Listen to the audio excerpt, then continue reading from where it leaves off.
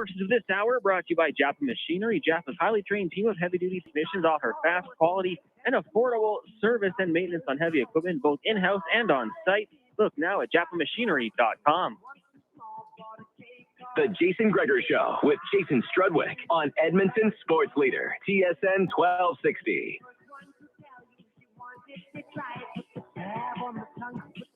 We're going to get racing in a second, but I just want to let you know, for golfers, might not be liking the news coming down for golfing. I'm hearing you might only be able to golf with people in your household for the next short while. So, ouch. There you go. A lot, but hey, I'm no expert on it, so most people golf to get out of their household.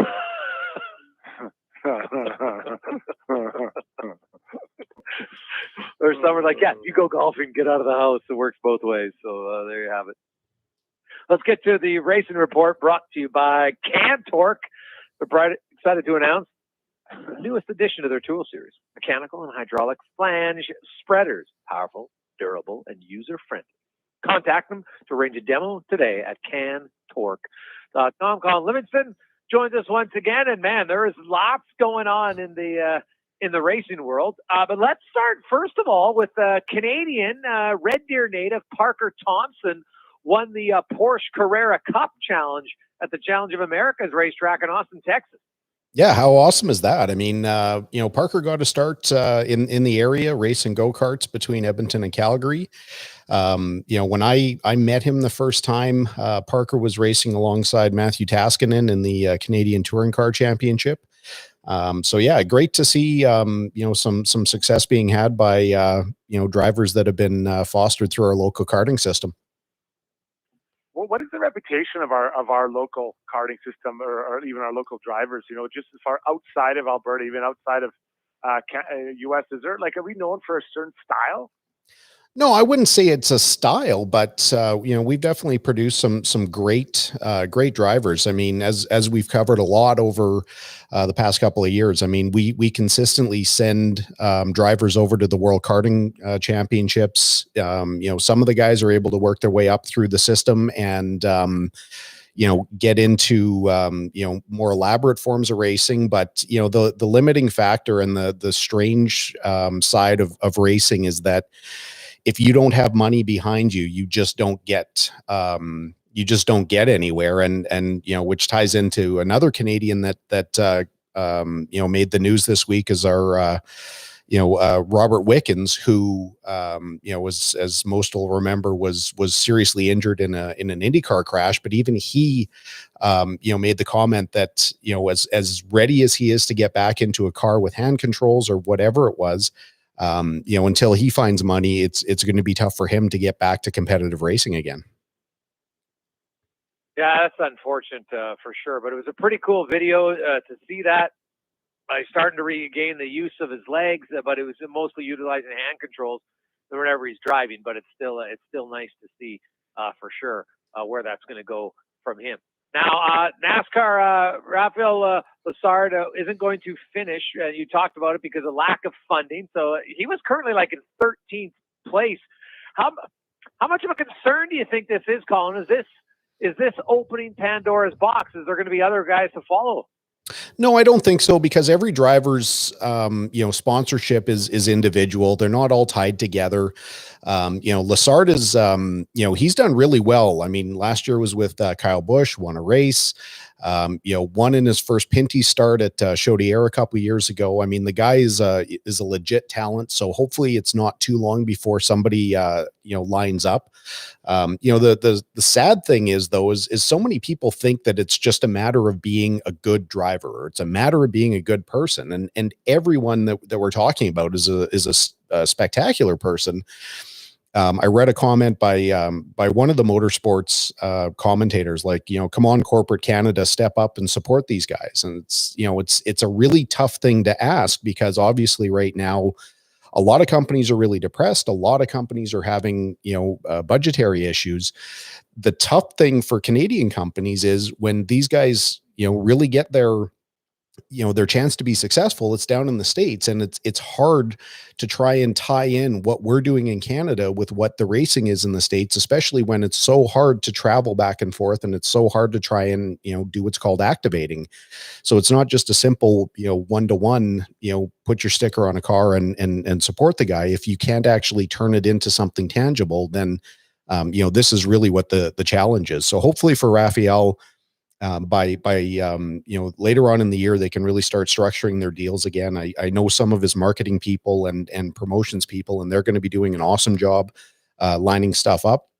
And I expect to see him back racing, even later this year, if not next year. Talking all things racing with the Colin Houston for the Cantork Racing Report. Looking at IndyCar, bit of a rare off weekend here for the teams. What do these guys do with these off times? Do they go home and see their families, or are they, got their lug nut wrench working on their flanges? Yeah, they go and build fire tables in their backyard, Struddy. They're not that technically sound. Come on. With their wheel wrenches. No, I mean, usually I'm pretty critical of Indy with how their schedule gets lined up, but man, they've done 4 races in 3 weekends, which, it's a major undertaking to get these things lined up. I mean, they were in St. Pete, they've been in Barber, Alabama, and then in Texas. So, the switch from a road course car to an oval car is a big change. They get 1 weekend off, and then they go, full speed ahead for the Indy weekend. What these guys are going to do, obviously they're going to rest, but they're going to be training. They still have media obligations, sponsor obligations. I mean, they're off from being at the track, but they're definitely not, sitting around on the couch and, doing like I did most of the winter and fattening myself up. Colin Livingston joins us in the Cantork Racing Report. Now, Colin, I know you were paying close attention to Scott Dixon, this in IndyCar, what he was doing. He led for almost the entire race, right? Like I think it was 205 of 212 or 206 of all the laps. Like, is that significantly above normal? Do guys usually lead like that many laps in a race, in an Indy race? It's not common for sure. And what Dixie did that was, I think it slipped past a lot of people. It became pretty obvious at the end, but it's one thing to be focused on driving the car. So, that's kind of done more by your backside than anything, mechanical, but these guys are so busy in the car. Like what a lot of people don't really realize is that every single lap, these guys are making adjustments to the car. They're playing with the weight jacker. They're playing with, the stiffness here and there. They're adjusting fuel maps. They're all over the place. And while they're doing that to maintain their fuel mileage or the car balance or whatever it is, depending on whether they're in traffic or out of traffic, Scotty was super aware of how hard it was to pass. And in the middle stint of the race, he was behind Hinch, and Hinch, I think, he had an off night. It sounded like he maybe had an issue with his car where it just wasn't set up properly. But while Hinch wasn't really competitive, Scott had a hard time trying to get a run on him to try and pass. So Texas was kind of unique because they've applied a compound to the track that is really intended for NASCAR to be able to run in the outside groove. And as they laid that compound down, it destroyed the outside groove for IndyCar. When these guys would even get approaching to where this tire compound was, they would immediately start losing traction. And once you start losing it, we saw it a couple of times through the weekend. Once you start getting up there, even if you let out of the throttle, you're basically on ice and can't get your car back. I mean, Will Power, one of the best drivers in IndyCar, got a little aero wash, got up into that stuff and tapped the wall, and that really hurt his day. So Scott was really, really aware of what was going on, didn't make an overly aggressive pass, wasn't really worried about, lapping Hinch. But then there was a caution. They reformed up, and while he had been taking off from everyone kind of at will, he was able to build up, 1 second, 2 second lead kind of as he wanted to. in the final stint, most of the commentators were talking about how, Scott's finally not pulling away, and, Alex Pileup is going to be with him, and Scott McLaughlin's with him, and all this stuff. He was just managing it so that by the time they got to the end of the race, he didn't have to deal with lap cars. I mean, super, super aware, super, super smart drive by Scotty D. And now he's tied, I think, second all time with Andretti. Still a long way to go to try and catch AJ Foyt, but it was a really, really, really awesome performance by the 6-time champ.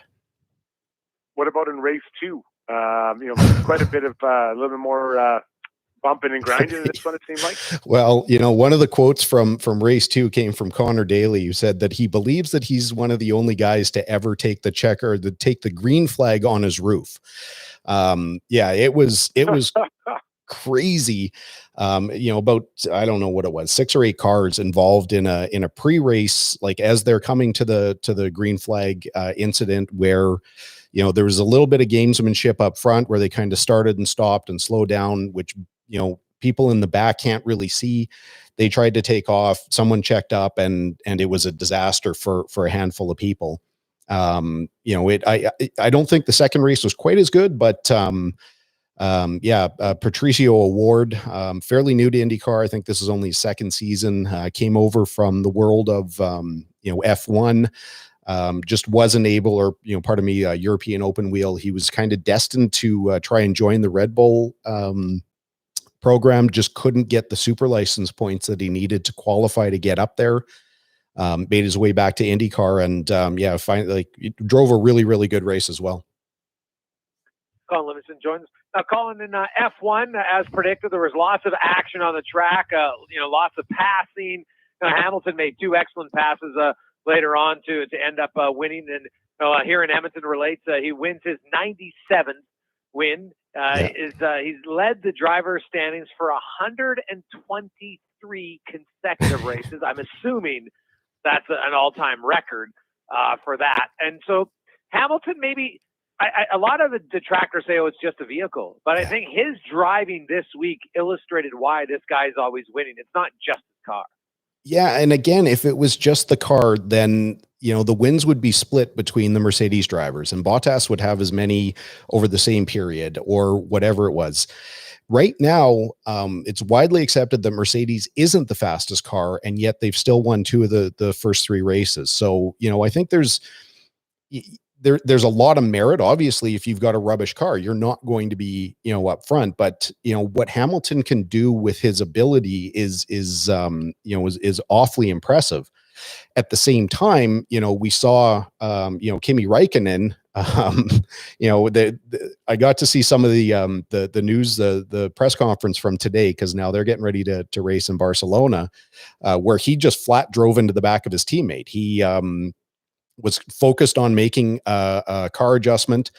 They were still on the opening lap, and he just caught his teammate right in the left rear tire, broke his wing, ended his race after 1 lap. So, Kimi Räikkönen is he's turned more laps than anybody in a Formula 1 car.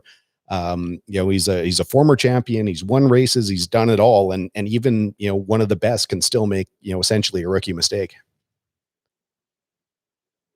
Colin Livingston joined us. Go ahead. Okay, Colin Livingston joined us for the Cantork Race Report. NASCAR, pretty amazing race this past weekend. If your name was Bush for the Bushy McBusherton race. Yeah, I mean, it was pretty awesome. I mean, every time I hear that, it still makes me laugh.